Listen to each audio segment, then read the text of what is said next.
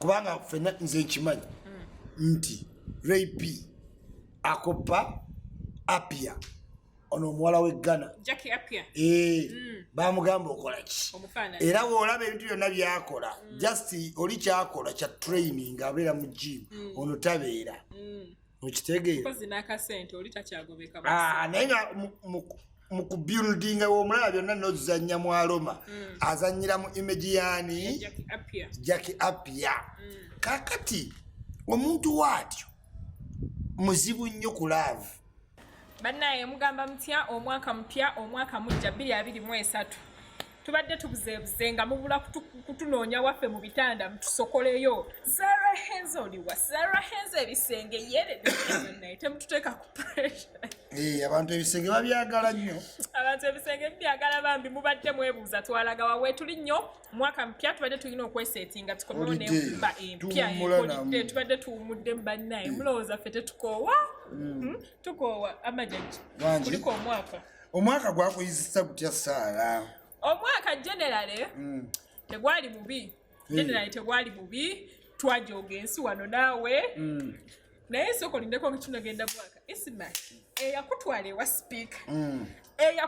ewa speaker ne mulabako bannanga omukulu ono atujoze olw'okulya ekyemisana abantu mbagamba bulijjo Saarayenza wanika omukono tobeeranga mu kibiina n'obeera baakabencha gaba gavubuka gakulu galina agalevule buteguwanika mukono tikyatategeera oba gutegedde ebintu oba nedda naye gwe ne wawanika omukono nga tomanyi ansa woddamu bagamba thank you kati kye kyetwabaddeko mingo mix and ki and mingo banaye omukulu ono takyagambwako kido wako speaker tewakyaliteeka omanyi Saarayenza waliwo bino portrait photo baziyita photo opportunity nete siki twabaddeko omanyi namba 3 nze abantu abamu sikyakayala nabo omukayanya neggaa munnaye bw'olimanyika abasipiika tuliyogera omukulu ono kwegamba tuli mu mbeera enyigirizibwa olw'okuba mukulu yatuusewa ewa speaker naye buli muntu kyakolerera olukuba oluli luba lujjudde oba oliwo opposition oli ye namba mmeka satu naye nga tubaagala nnyo tubaakulisa omwaka omulungi tubagamba mwekuume mwebale kwekuuma ne muguwedde ne mumalako responsibly omwaka gwansanga ku NBS kubanga TV zonna we zaali zikuŋŋaanidde kati nali ku TV za Uganda zonna at the same time nga mujagaliza abantu omwaka ndaba ku music sitera genda out era nagenda nengamba engeri NBS geri close ate ngeri safe wammalaawo kale bannaye munneekwate oba oyagala okutuuka ewa speaker kubanga kati ikyuli waaba atuuse kitegeeza sala era goddako genda muga speaker ate kakuleetere kyannyoka okirabe kiwala kyo ate oli vibe yennyini vibe yo yennyini oli speaker muto tuzina tukuba olwali va ku bano be mwali mumanyidde n'omutya she brings you closer ddala be bantu betwetaaga yes programu ebisenge nga bulijjo omwaka omukadde we gwaggera nga tubannyonnyola ensonga lwaki bannange ennaku zino okufumba obuganye lwaki abawala tetufumbirwa lwaki embeera lwaki ebisenge mubeera eyo ng'abaagala namwekubba eŋŋuumi tulina omukulu ono agenda tunnyonnyola luli byalinga bitya biki bye tutakola kati ab'edda bye baakolanga ebyabawangazanga mu bufumbo bannange amaziga ne gatabeera mu lwatu okitegedde kati jjajja ku nsonga y'ebisenge leero tugenda kwogera ku mukyala gwe tumanyi obulungi mukyala Bindeeba wamuteeka ku lisiti mpozi yali yabaani yali yabaoba outgoing oba wamuteeka ku outgoing nzijukira kubanga yali afumbiddwa tali active yes naye ate omanyi waliwo hard rock and a small chi and a small place yavaamu naye ate mwaoperatingira do you get it oba balabye nnyo abantu bwe batyo mwali naye nga ate buli ssaawa alina okukujjukisa I have a ring naye nga ate ali mu bulamu obwolabanga obwa bulijjo yes kati jjajja omukyala oyo gw'olaba yafumbirwa ne tukuba engalo ne tugamba alhamdulillah naye obufumbo olwamala we papa Bindeeba. Mukyala Bindeeba. Tetulya mmere nga tetunnamanya nti ye mukyala Bindeeba. Sho tetandika nga tetunnategeera nti ye mukyala Bindeeba. Gwe gamba tabuuza muntu nga tetumanyi nti ye mukyala Bindeeba, ndowooza ne ku mmotoka ye namba plate yateekako mukyala Bindeeba simanyi. Yes. So abadde tukyali awo nga temunaye embiriga etandise, eŋŋamba balinayo kamera mu lyo ne batugamba nti obufumbo obwo bwe kuba si kusaba nnyo oba nga just baatidde buti ku kyatula tebukyaliwo. Omukulu n'agamba wa bukyaliwo era n'atulaga n'ebifaananyi. Kumba abaana bagezi ng'ebifaananyi atuleetedde bya 2016. Jjajja, lwaki obufumbo bw'abasereebu naddala abawala tebuwangaala? Butono nnyo obuwangaala, bwe buwangadde buba bwa mbirigo. Okusookera ddala buba full of temptation. Kati salayeeza abantu bakulaba ku screen. Bakuimagininga. Bakwambula abamu baba naawe in all different kind of what ways. Naye nga tebamanyi Saala in what? In person. Kati eyo pressure bawa Saala alina ogimanyiira n'agikkiriza n'atabaamu na insecurity yonna. Abasajja baweereza ebifaananyi ebiri nasite mubifuna, isn't it? Yeah, we do. Naye omwagalwa wa ate same time asaana abe close in mu mukwano gwo. Ekireetera oluusi okugwa ku bintu webityo biri explainable naye waliwo ebifuuka little bit too what? Too much. Bw'otunuulira kapo ya Bindeeba yagidesigninga nti omukyala ye yeetaaga ennyo omuki omwami. Kyekifaananyi kye yatuwa. Kati ebiseera ebisinga ffe edda nedda time immemorial ng'omukazi alisigala akulaga nti gwe omwami gwe weetaaga ennyo. Ffe omulembe gwaffe kati guno ate n'abawala bakikyusa bawa n'abalenzi ki empeta. Kati as it stands mu kwagala proving ensi laavu ye kubanga ffenna nze nkimanyi nti Rape akopa Apia ono omuwala w'e Ghana. Jackie Apia. Bamugamba okola ki? Era bw'olaba ebintu byonna byakola just oli kyakola kya training abeera mu gym ono tabeera. Okitegeera? Kozi n'akasente oli takyagobeka. Naye nga mu kubuildinga w'omulaba byonna n'ozannya mu Aroma azannyira mu image yaani Jackie Apia. Kakati omuntu waatyo muzibu nnyo ku love ng'oli diasporian kubanga ekyagaza diasporian kati omwami nga Bindeeba ayise mu bizibu. Basimigo, Bajamaika, Bazungu, Balatino oba otuuka oyagala osetolingeko n'omuwala omuki Omunayuganda. Dream ya buli muntu yenna ng'ekyeyo kimaze ogenze Bayugoslavia, Trinidad and Tobago. Otobye n'abantu mu byalo abo oyagala owummule n'omuntu wewaka. Of which mwami Bindeeba yakiraba bifiti okufuna ekiwala nga kiraipi. Raipi kiwala kyo kiki? Kirungi. Kyambala bulungi. Kirina confidence. Naye kati abantu babagamba nti confidence is the key in life. Kati abantu abamu confidence ne bagiyisa ku overboard. Ne bagiyitiriza. Kati Bindeeba omuwala nga ya interfering mu mukazi omulala gwe bazaalamu omuki omwana. In fact ng'entalo yazitumanyisa n'okutumanyisa. Yalukonfrontinga. Kati omuwala bw'atyo kyangu okubeera mu very painful relationship. Anti public wajuwa kirala nga olaba Reema yayiwa omutima gwe kwonna ku dokita. Senga dokita awasa omukazi ow'okubiri Reema akkiriza n'abeera akkiriza kubanga talina escape out. Okitegeera? Yasala image nga si mwenzi. N'asala image ti wa man. Kati kyangu nnyo Reema okwesanga mu mbeera. Okitegeera? N'olw'ensonga eyo kati jjajja we tutawaane ku baami baffe olina omuwaana nga kiri balanced. Kati kino kiri tu aniki unbalanced. Whereas nga Bindeeba akola buli biraga nti omukazi amukola ki? Amwagala. Mutwala ku trips. Omusajja era bye yandikoze. Amugulira engoye, ayambala bulungi, emmotoka, mutabani wa mwagadde gwe yazaala mu musajja omuki. Which more would you want from a man? Okitegeera? Then where is the problem? The problem is nti omwami amataala tegamusika nga mukyala we yali akola ki? We yandiyagadde. Yali ayagala beere ku level ya Hamza dokita. Agataddemu nnyo n'erinnya gamusike naye amataala tegakola ki? Tegakapitalinga bulungi Bindeeba. Ate ne yeesanga nga si mwogezi, si wa showbiz. Ye ayagala kubeera waka mu bufumbo bwe. Naye ne kimukolera. Who wouldn't appreciate omuntu akutundira erinnya lyo nga totaddeemu ki? Sente. Effort. Erinnya terikoleka. At least buli muntu amanyi Bindeeba. Naye nga bwe biba tebigenda bulungi mba mukubiriza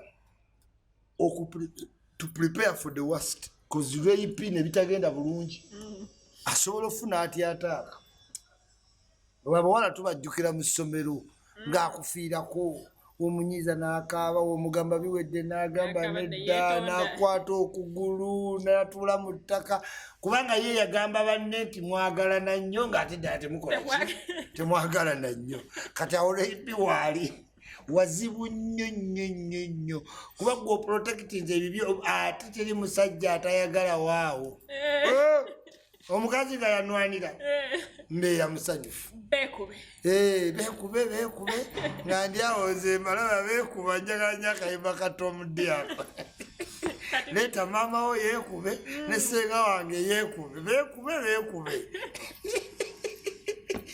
kati rape mutegeera in the best way I could. Kizibu nnyo to live in pretense. Ne bw'opretendinga otya. Kituufu. Distance, love, kati ekisookera ddala waliwo obuzibu. One, omusajja ali America. Omukazi ali ku Kaliya. Teri kizibu nga mukazi wa Kaliya. Gali mataala. Kaliya. Awo obuzibu bwe buva. Nosanga omukazi nga ayagala fuuka judge nga girlfriend wo. Ate muzaala. Aba atunuulidde bwa judge. Nosanga ayagala obwa promotion mu company mwakola. N'obwa sex temubufuna. Okitegeera kuba Kaliya erya. Kati ne Bindeeba ono omuwala. Yali ayimba yali ali ku live wire ne Gabintaate. Bw'otunula Gabintaate image gy'alina today. Precious Remi tasobola gigoba. Kati Precious Remi alina okuba naye akyusa kyova olaba ayagala kudda mu masengejje nga baatima Sekaaya. Naye eri yayiwadde obuyinja maama n'atunnyonnyola nti omwana anti naye munaye revamping ku TV bayinza omusanga era yebo kuba kati omanyi lwaki bagoba abantu bonna nga social handles zo nnafu. Kati ate social handles zitambula buki bulungi. N'ekigambye ekizibu nti munyo Kaliya ate talina lwedde kuzaala mwana. Owulira wabula ate ne Bindeeba oli omulenzi okukuuma omukazi ono weetaagamu olubuto. At least yawo gamenti. Okalabye. Jjukira ruuma zo zijja sigala nga omanyiza ba TV presenter. Ono yamukuba mudda gundi kati akubamu bosi wa TV mwakola okitegeera singa mulimu n'entuufu. Kati oli America omutima gukkuba ono omwana gwe bazaala ebbali omugulidde buli siniika omukoze buli kalungi naye gwe toyinaamu uluki lulwo. Teri kirumanga oli bweru ne baga naye kati olowooza mukazi we Uganda ali kuki emmere eza n'okukulema nza n'okuga omusajja owaayo bye bikuleese mu nju yange genda tonzija ku bye mbadde ndiko. Bantu bangi bali eyo nga balina abakazi e Uganda naye woomuganda omukyala e Uganda olowooza ali kuki. Twakanyumya n'akamukubira ku vidiyo yange ye baali bulungi omukazi naye nga byonna akulimba buki bulimbi omutima teguteredde. Embeera yonna bw'ebaamu omusajja ng'ogiinamu suspicion tewali kigenda mu maaso. Bindeeba kyaba yeewala kufuuka suspicious kuba nawe TV we yadda wali bakanege sikafumisi kanege kitegeeza gundi abagagga bakafumisi ndabwo mugagga atali kafumisi nkuwe ssente sinza kukayanya saleza zisimuwala musonge konti huyo sente muwala musonge konti huyo alina sente sikafumisi nkuwe ekyabiri kakati munnange omukulu omukazi wakolera wakubya omutima bubuka bunyirira buddaga buyitawo nezibala ensiyaga butegeka papopate tolina kyobugamba ono bubiibuyanga boosi amalala gali ku TV waggulu awo wali amalala abaana bayingira n'amalala kati okulekawo ekyokulyakyo mu kompawundi ennene weete oteekewo kiapo kyo kiremi Toli mu America simanyi ovuga uba. Sajja nja okusasula ssente byozireka ebirowoozo biri Kampala.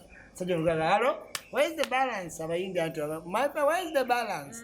Ngo ebirowoozo biriwa. Lowooza ki madamu kyo.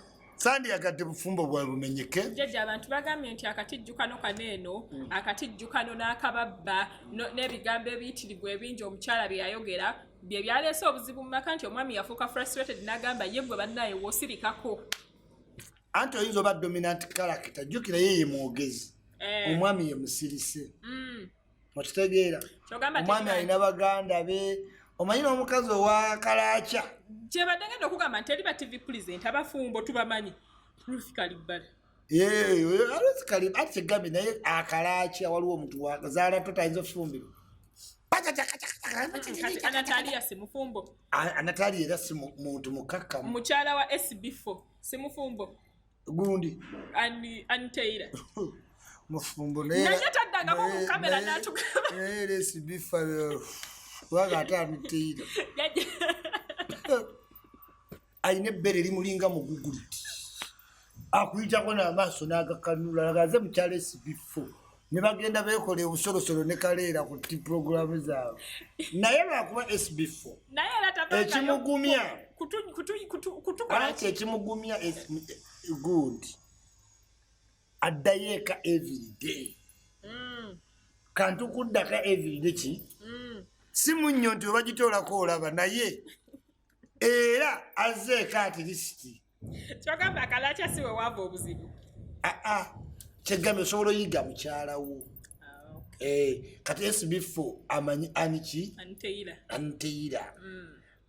Naye ate Anteira ayinza oba ayina eddalu waddalu naye okwogera ennyo kyanjawulo naye bano boogezi. Yensonga yange. Kati rape pressures between nze nga Ichuli amanyi Bulaaya. Oli pressure gyayagala lubuto ate noona amugamba n'akatuuka wano.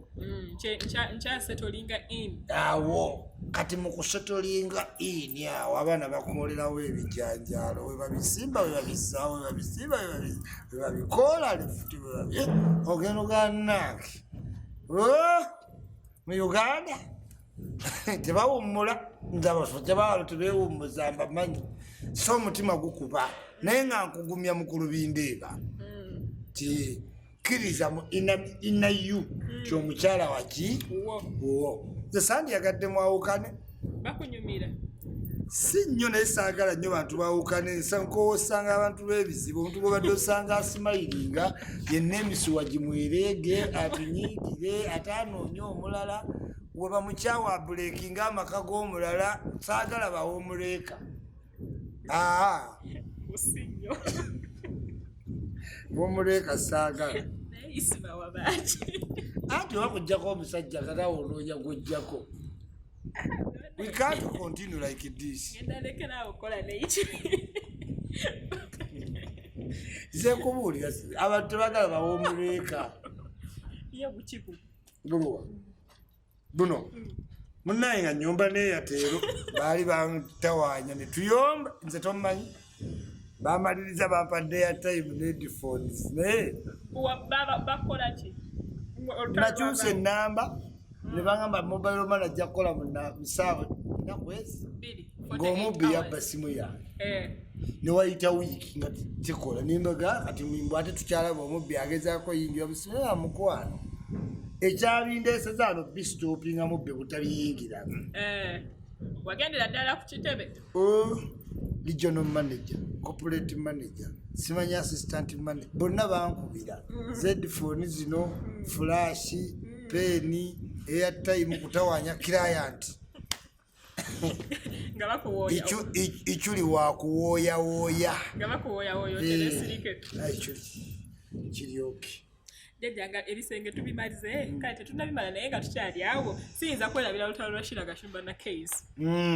kigenyagenya nga tatwesimbamu ne Rihana otyo obwali ogwo olutalo olwo oluwunzika otya tuluwunzika tugamba case oba tutegera pozi za Dolini Kabaleere tutegerewo oli wa kigenyagenya kandolindoli mbagayamba ata okiwulira Madrati and Chiko Mount simanyi Maulana and Raini eva ku bintu bya fashion oba tobitegeera kyogamba abakigenyagenya bo bakola bubi nnyo okubeera mu kigenyagenya abakigenyagenya baali bayomba mbwe era babasiza wansi kubassa wansi production wamwe era yali wa wansi temwefula nnyo nti yali wakusimanyi oyogeredde bubi creative abantu twaliwo nga tulaba Inspector Derek nga abantu balaba Liviera nga waliwo abala nze ikyuli tonzija kakinda maani owa life mwattu nze siva kakinda ndi wa kigenya ki and I am a proud kigenyagenya naye Keizi twamulabira ddala ng'ageze mu pate yamanyira basikooti na saati walaba abaana abambadde obuntu bwa black obusaze mu neeti obulinga empale z'abawala yali ati amaaso ga Keizi ganiwo Keizi tetunulira bantu wootyo you are not used to some fresh yamanyira mpale sikaati na peti ebyennansana weyatuukako eri ngaana balina confidence webamulaga omubiri kabanyiige ne munaaganaga yamanyira amabina amanene azze ku bantu abali cute mbwe simanyi obubina bugaatibwa tetubanenya mwamanyira bamaama kabina maama kusaasira nefe twamanyira obwana obulinga bukeri Roland slim Toland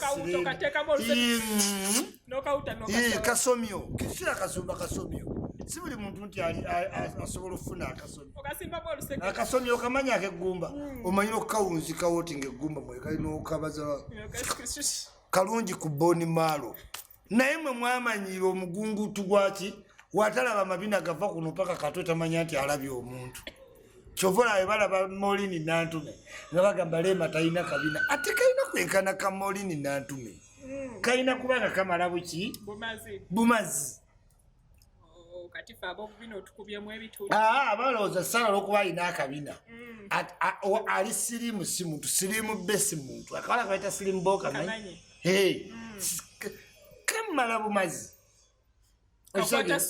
ye buli muntu alina kategole mwakola ki mwagwa so therefore Keizi njagala mujjukize nti kyova olaba ne TV kwakola bamufoosiza okwapologizingirani ensonga eri bweti Keizi wa anikati oli wa after ki Keizi ye yagenda ku after 5 to highlight anikati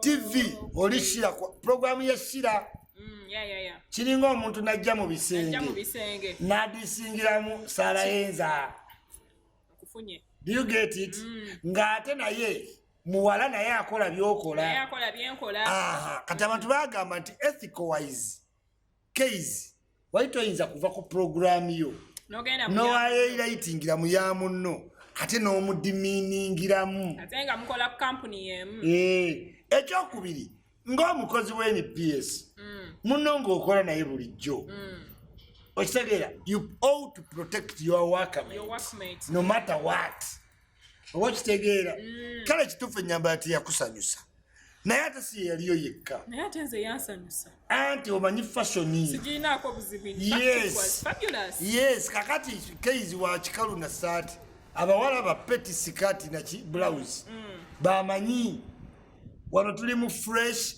nensi abantu bangi abali balaze fresh so ne bakiraba nga tekyali kirungi wabula senga program yagikolera mwani kat nakulisizing ennyambala nga program ye bweri tewandibadde buki ekirala bali mu program nga kyebamubuuzako was to compare the part of Zari and Shira. Yeah, ali chop life. One bottle, but get up brand chop life. Kati te comparing na comparing. Yatandikira ku Shira. Nzo wa musajja omuganda. Ali teri mengo. Ngote gwali gwe mengo. Tegwali gwa kasolya nti basako wa kasolya. Okitegera gwali night life one man one bottle spenders edition. Okitegera confidence fragrance kunyo bulungi fashion okwambala confidence byebera mwezo night. Oli confident about your body. Okitegera so in that regard netuba nti case ya sticking a nose wetaina kolachi at a time yandi criticize nze Shira mu program namba nga criticize abawala abambadde obuye kyali guarding obubi mu anikati mu area ye jalwe yes senti mpagiro kwambala obubi naye kwambala obubi kyanjawulo era abantu bambuuza zuwena yagamba abantu abambala ku Ebulayanis engoye bamala baziteekawa nti babi wakuluthum ne mwagala okungobya maka gas friend wange mwene ebyo mwogera sike ebyo bigambo byayenza neewuliriza simanyo babazimuwa tazeetaaga oli mukazi mugagga you can laugh as you want but